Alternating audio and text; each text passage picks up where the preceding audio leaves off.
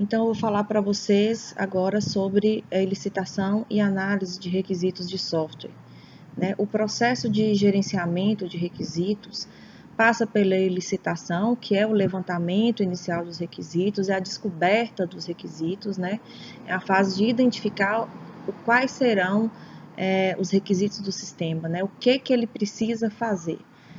No segundo momento, aí existe uma análise da equipe técnica e negociação também com o cliente em relação a esses requisitos, quais terão maior prioridade ou quais são viáveis de ser implementados ou não.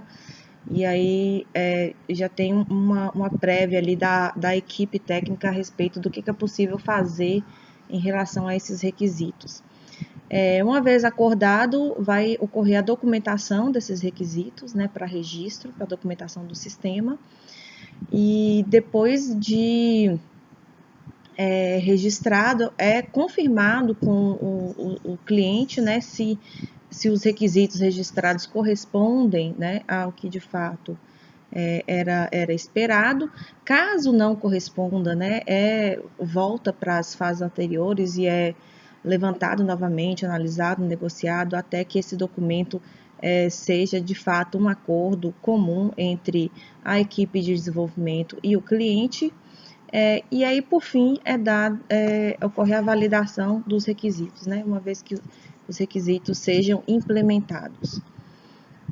Então, o objetivo da licitação e análise de requisitos é transformar, pegar qual que é o problema que está lá no mundo real, retirar dele, extrair dele esses requisitos e transformar isso em um software que seja a solução para esse problema. Então, os desenvolvedores trabalham com o cliente e usuários finais para descobrir mais informações sobre o domínio da aplicação, o serviço, o desempenho, restrições de hardware e quaisquer mais informações que venham a afetar o desenvolvimento desse sistema. Envolve diferentes tipos de pessoas, nós chamamos de stakeholders, qualquer pessoa que tenha alguma significância, alguma influência, direta ou indireta, sobre os requisitos. Então, pode ser o governo com a regulamentação, sociedade civil, então não só o cliente e a empresa de desenvolvimento fazem parte, são considerados stakeholders. Alguns desafios levantados por 228 empresas de 16 países diz o seguinte: 48% diz que os requisitos são incompletos ou não documentados, percebe-se que é um número bastante elevado, quer dizer, relata aí, mostra aí uma certa dificuldade de extrair esses requisitos ou de registrar esses requisitos, não se sabe qual o motivo. Falhas de comunicação entre membros da equipe e os clientes, então é óbvio que esse segundo é a causa desse primeiro, então trabalhar na comunicação entre o time de desenvolvimento e os clientes ainda é o maior desafio dessa fase de engenharia de requisitos. 33% dos requisitos estão em constante mudança, então a gente vê esse desafio, que então um terço aí do projeto pode estar ocorrendo mudanças. Requisitos especificados de forma abstrata demais, para o entendimento da equipe, 33% também. Dá para perceber então uma dificuldade na comunicação. Restrições de tempo, 32%, problemas de comunicação entre os membros, 27%, stakeholders com dificuldade de separar requisitos e soluções, 25%, falta de apoio dos clientes, 20%.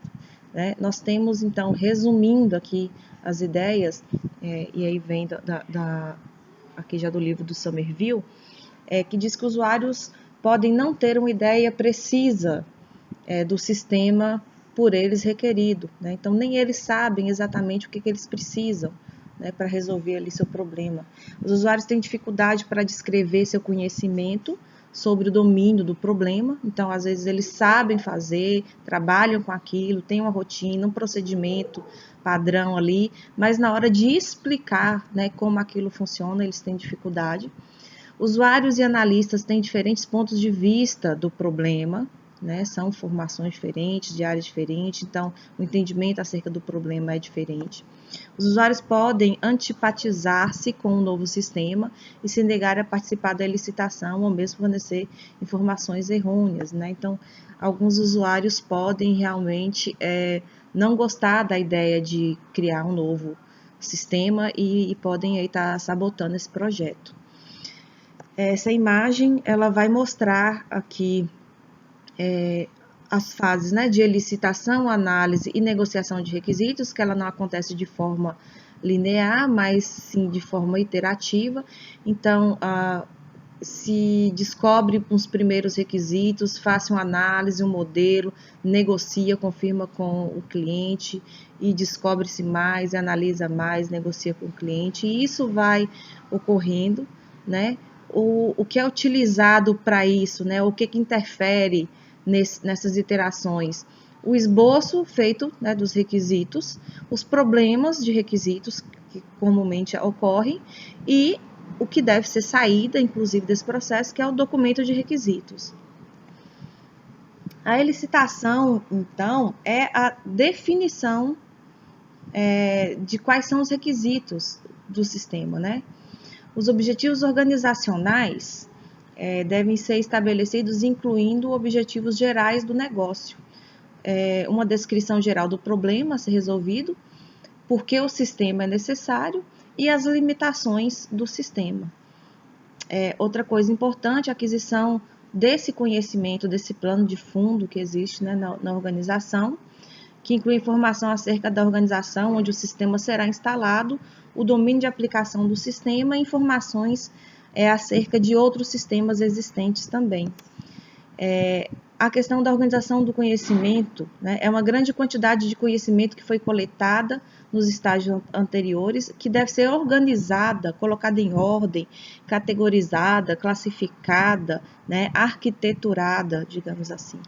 Então, essa é uma parte que você tem que, nessa coleta, já ir pensando em como que isso vai ser registrado, né, na arquitetura do sistema. A coleta de requisitos dos stakeholders, né? Então, os stakeholders do sistema são consultados para a descoberta de seus requisitos. E aí, na fase de análise, aí agora é a hora de pensar sobre esses requisitos que foram coletados e criar modelos, né, que os represente.